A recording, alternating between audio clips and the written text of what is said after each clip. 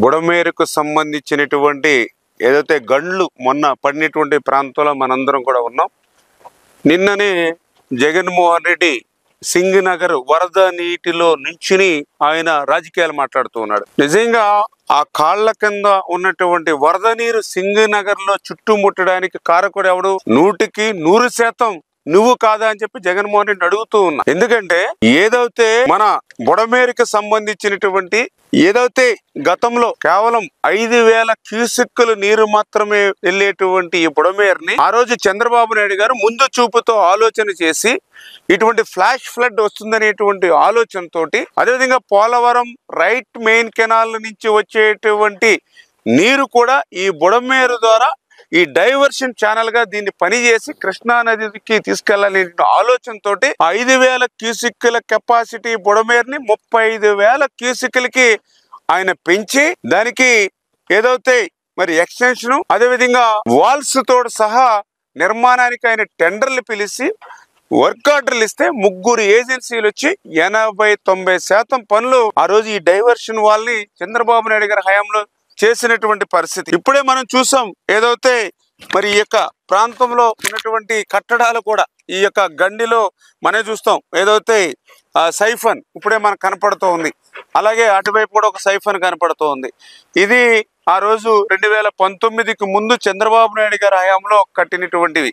అంటే నేనేమంటానంటే ఆ రోజు చంద్రబాబు నాయుడు గారు ఏదైతే ఈ బుడమేరుకి చేసినటువంటి ఆ పనులు తప్ప మళ్ళీ జగన్మోహన్ రెడ్డి 5 సంవత్సరాల కాలంలో కనీసం మళ్ళీ ఈ బుడమేరుకి ఆ బ్యాలెన్స్ వర్క్ సంబంధించి ఒక తట్ట మట్టి కానీ ఒక అర్బస్తా సిమెంట్ పని కానీ ఒక్క ₹1 పని కూడా నువ్వు ఈ యొక్క బుడమేరుకి చేయకపోవడం వల్లనే ఆ యొక్క 35,000 క్యూసెక్కులకి ఏదైతే దీన్ని ఎక్స్టెండ్ చేసామో ఆ పనులు పూర్తి కాకపోవడం వల్లనే ఆ రోజు వరద 30,000 క్యూసెక్కులకి రావడంతో మరి 15,000 క్యూసెక్కులకు మాత్రమే మరి పనులు జరగక మార్గం లేకపోవడంతో ఆ ఫ్లడ్ వాటర్ అంతా కూడా ఇది ఇప్పుడు మనం నుంచున్నాం. ఇంత ఎత్తున ఆ ఫ్లడ్ వాటర్ రేజ్ అయ్యి ఈ గట్టు మేంచ ఫ్లో అయ్యి ఇంకా గత్యంతరం లేక ఇట్లాగా ఇటువంటి బీచెస్ 3 చోట్ల ఇటువంటి పెద్ద పెద్ద గండ్లు పడి మరి ఏదైతే సింగనగర్ని ముంచేసినటువంటి పరిస్థితి.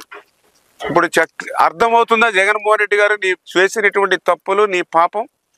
5 సంవత్సరాల్లో నిమ్మకం నీరెత్తినట్లు ఆ తాడేపల్లిలో పడుకున్నావు కాబట్టే ₹5 పని ఈ బుడమేరులో నువ్వు చేయలేదు కాబట్టే ఆ 35,000 క్యూసెక్కుల కెపాసిటీకి ఈ బుడమేరుని ఆ బ్యాలెన్స్ 10% పనులు పూర్తి చేయలేదు కాబట్టే మరి ఆ యొక్క బుడమేరు పొంగి ఈ వేళ గండ్లు పడి ఆ యొక్క సింగనగర్ని ఆ విజయవాడ సిటీని చుట్టుముట్టినటువంటి పరిస్థితి.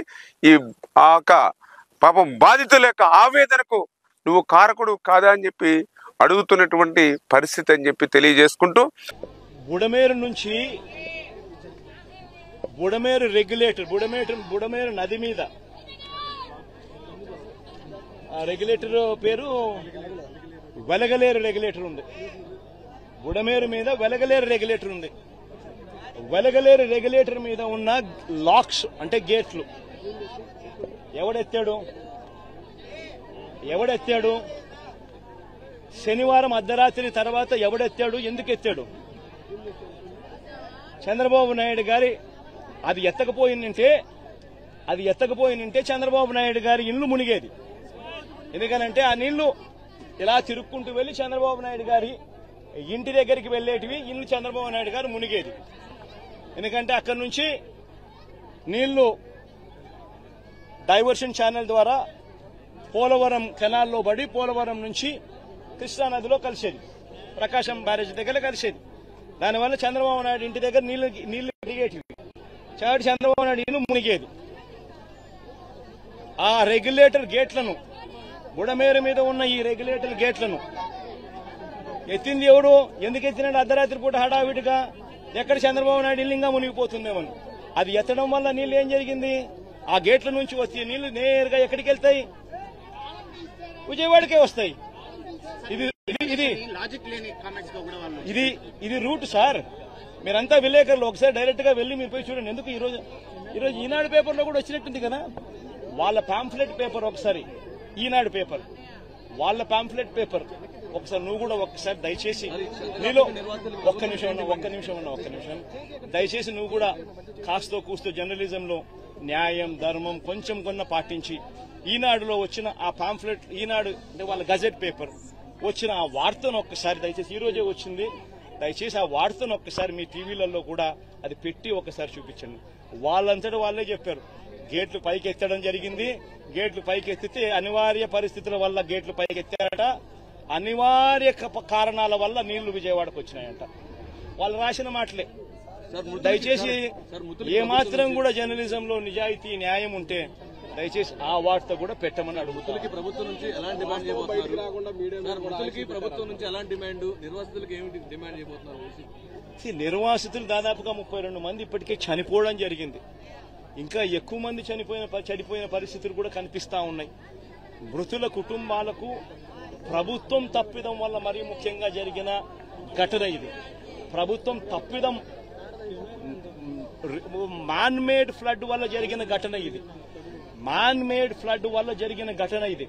చంద్రబాబు నాయుడు గారు పుష్కరాల సమయంలో తన షూటింగ్ కోసం ఎలా 29 మందిని ఎలా బలికొన్నాడో, తన షూటింగ్ సందర్భంగా తను ఒక హీరోగా కనిపించాలనే తాపత్రయంతో మనుషులందరినీ ఒకేసారి పంపించినాడో ఆ షూటింగ్ ఎఫెక్ట్ కోసం, దానివల్ల తొక్కిసలాట 29 మంది ఆ రోజు ఎలా గోదావరి పుష్కరాల్లో చనిపోయినారో, ఇప్పుడు కూడా సేమ్ ఇదే మాదిరిగానే చంద్రబాబు నాయుడు తప్పిదం వల్ల ఒక మ్యాన్ మేడ్ ఫ్లడ్ క్రియేట్ అయ్యి మ్యాన్ మేడ్ ఫ్లడ్ వల్ల ఈ రోజు 32 మంది చనిపోయినారు.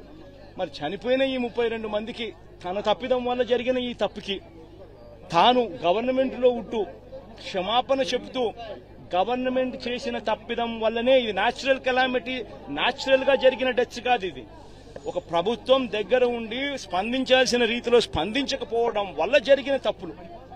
ప్రతి కుటుంబానికి నైతిక బాధ్యత వహిస్తూ ప్రభుత్వం చేసిన తప్పిదం వల్ల చనిపోయిన పరిస్థితులు కాబట్టి ప్రతి కుటుంబానికి కనీసం అంటే 25 లక్షల రూపాయలు ఎక్స్గ్రేషియా ఖచ్చితంగా ఇచ్చి క్షమాపణ చెబుతూ కూడా వాళ్ళందరికీ కూడా లెటర్ రాయాల్సిన అవసరం కూడా ఎంతైనా ఉంది. అదొక్కటే కాకుండా నిజంగా ఎంత దారుణంగా పరిస్థితులు ఉన్నాయనంటే ఈ ఇళ్లలో పెట్టుకున్న గ్రౌండ్ ఫ్లోర్ లో ఉన్న సామాన్లన్నీ దాదాపుగా మొత్తం అన్ని క్లీన్ అయిపోయినాయి.